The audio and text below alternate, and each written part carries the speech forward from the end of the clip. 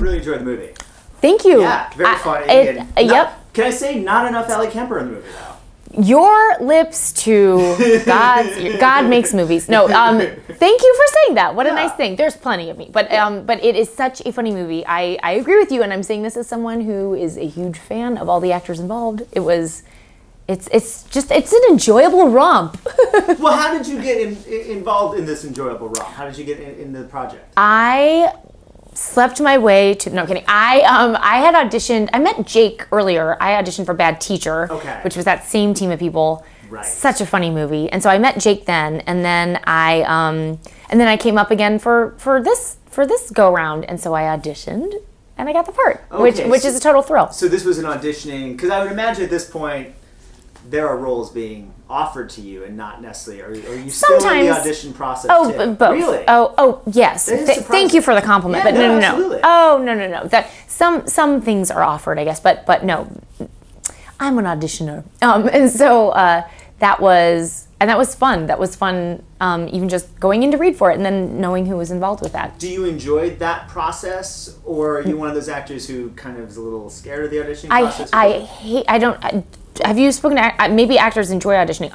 There are some that do, I'm sure or feel there like are. they're very good at it. Yeah. As opposed to maybe being good at the actual I feel like auditioning, it's its own thing. It is totally its own thing. I feel it is study. It's like how you can master the SATs. I mean, not that isn't a reflection of, I don't know. This is up for debate, I guess. But it is a very different, it is a very different piece of performance, I guess. Like you're doing this one thing for a confined amount of time and then it's done. All of this to say, I don't like auditioning. I think it's so much pressure on these few minutes of doing something that it can be stressful, maybe not in a good way. So I don't enjoy it, but do you find that you can also use that process to your advantage in the sense that you're going in to meet with this director, you have the sides, you have the material. I'm going to try something different, or let me see how I get along. Maybe like you're interviewing them in a sense. You know, they say an interview, you should interview. Yeah, maybe. I know. Maybe that's a good take. If I were the director, I'd be like, all right, honey, just say your lines. I'll tell you how to. I'll tell you. Yeah. When you did finally get the role and you read the script, what did you think of the project? I thought it was so funny. Of course, I think I'm a huge fan, as I mentioned, of everyone involved. And imagining these people in these parts, of course, makes it even funnier. And I just thought, wow, this is extremely lucky that this came my way. So it was only, well, I mean, I was excited I didn't have to make a sex tape. Right. So that was you read this script, like, where's the part where Tess has to? Yeah. No, Tess never has to do anything except a little small thing, but that's just funny and silly. So. Yeah, I was immediately delighted. You mentioned obviously Jake and the cast being so great, but what is it that you're looking for in a project at this point in your career when you're auditioning for things or deciding, do I want to do this, do I want to do that? Like, what are some of is it the script, the cast? I think it's all of those things. Okay. I like comedy. So someone was asking me earlier if I would be more interested in doing something on the dramatic side. At this point, not really. I like doing comedy. I think it's fun. I think I have a good time with it. And certainly the people, what if that was like a whoopee cushion gag? I'm like, I love comedy. I don't know. Never, no. But that would be great if you had planted a whoopee cushion gag just to demonstrate how much I love comedy. It would be the perfect topic. See, all right, maybe let's move on to drama. Yeah. Nope, I missed my chance. But of course, if you are in a situation where you can choose who to work with, of course you only want to work with the best people. But luckily, this came up in comedy, both ways. I mean, if comedy is your goal to continue to do comedies, you are working with the best people. Yeah, well, yes, I have been really lucky to be in these situations. Starting with The Office, which we were talking about earlier, is just like a one of the best lineup sitcoms of the last 20 years you could have been in. Such a good Let's go show. down the list, Ellie Kemper. So we got Let's do it. The Office. Oh, this will be awkward. Yes. And then The Bridesmaids. Yes. I mean, couldn't be better. It couldn't be better. Yeah. Wig and, oh my gosh. Melissa and everyone. Yes, I have been lumped in with these amazing powerhouses of comedy, which is just, again, it's a thrill. Well, I'll say this: it's a joy, of course, to begin with, to be able to go into work with these people. But it's also a complete thrill because it's always nice to work with someone whose work you admire. Right. Well, and then you had something a little different with 21 Jump Street. Yeah. But you're working with these guys. Yeah, guys. I haven't seen 22 Jump Street yet, and I can't wait. I think that is the funniest pairing. 22 is very funny. I believe it. Ellie Kemper. It was missing some Ellie Kemper. Keep saying yes, it. Yeah, roll it up. But those two together, they're like the odd couple. It's so funny. Rob Corddry. Yeah. I mean, how much is scripted? How much is improvisation? How much is just Rob being Rob and you're going along for the ride? The script is so funny as is. We had the luxury of time, so we were able to improvise a bunch, and who knows what he is going to say or do, and so that was a lot of fun to be in scenes with an energy like that, where you're just kind of waiting to see what might happen and react. So he's a delight. He's fantastic. He's so funny, and he's just like an actual kind person. So that was a lot of fun. So is it very scripted and like Jake's like, let's stick to, we wrote something good here, let's stick to it? Or is there freedom? Is there room? You said there was some time. Yeah, I think it was a combination. I mean, Okay. we certainly get it scripted a few times, but then also, what was so nice about this movie, the entire attitude on set was kind of like all ideas welcome. So if you tossed out an idea, it was sort of taken into the mix, or at least considered. So that's a nice thing to have. Of course, yeah, you don't always have that time on a project, but yeah, there was definitely some collaboration. Do you like being able to throw a little improvisation in there and be free with the script, or do you like to kind of have the pressure off, like, you wrote the lines, I'm going to say it? Right. Do you know what? I think it depends. I think in a situation like this where everyone involved is a fantastic improviser, improvise away. Even though you don't need to, the script is already good as it is. But if you are looking to, maybe have a free for all for a few scenes, or a few takes, that's fine. But if you're working with people who, I guess, if none of you are good improvisers, it doesn't really help. It just wastes time. Yeah, so it's not going to make it any better. It's like, you know what? You're not going to polish it anymore. Have you ever been in a situation like that? I feel like I have. Yeah. Okay. We don't have to say what it was. We don't have to. It was Steve Carell. He's a horrible. Yeah. I've heard that. Horrible improviser. I've heard that about him. He just doesn't know how to do comedy, so it's hard. Yeah, he's a very serious dude. Very serious and not funny. No. So it's hard. I'm kidding. Okay. Just in case I'm not clear. I love seeing him in interviews, or even interview. I'm like, is it gonna be funny or is it gonna be serious? I know. Which one am I getting? Sometimes it's very serious. But sometimes it's serious, but sometimes it's just deadpan, and you're not sure. Yeah, what is he going for? What's he doing? Yeah, no, it's great. He's a genius. Another comedic genius, who I don't think I realized was a comedic genius until I watched this movie, is Rob Lowe. Oh my gosh.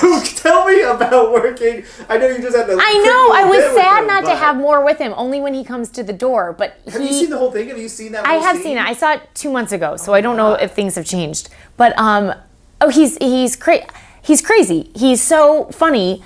I think he's so funny on. Now I'm flipping it like this. I have seen him on. I think he's so funny on Parks and Rec. Yeah. And then.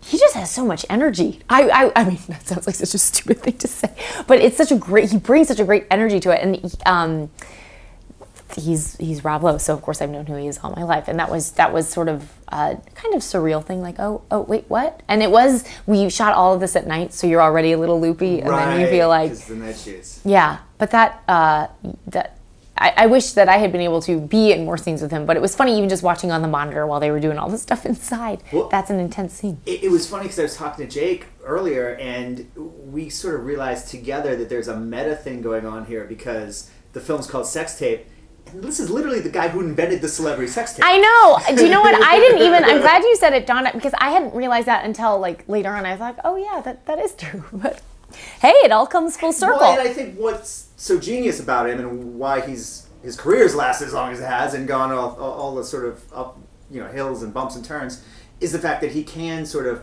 poke fun at himself, that he's not afraid to appear in a movie called Sex Tape. Oh, absolutely. Yeah, I think that. Yeah, I think anyone needs to be able. Once you lose that ability, then it's like, okay, well, what now? So yeah, but a gracious, not taking himself too seriously. What's the adjective for that? I can't think. But yeah, that's Rob a good man. Look it up, and that's Rob. We'll look it up and insert it in there. Jake Kasdan as a director. What's he like to work with, and what are you looking for from a director when you're on a set? I think, well, first of all, I thought he was fantastic. Again, this feeling of like, I'll tell you this, when we all saw each other downstairs earlier, it was like, there was no acting involved. I was so happy to see all of them. Of course you are, but I just felt so at ease. So any question I had, any concern I had, any idea I had, I felt no reservations about bringing it up, which I think is very important with a director. I think that if you're acting in a scene, you should be you should feel comfortable having a dialogue with the director. Of course you should.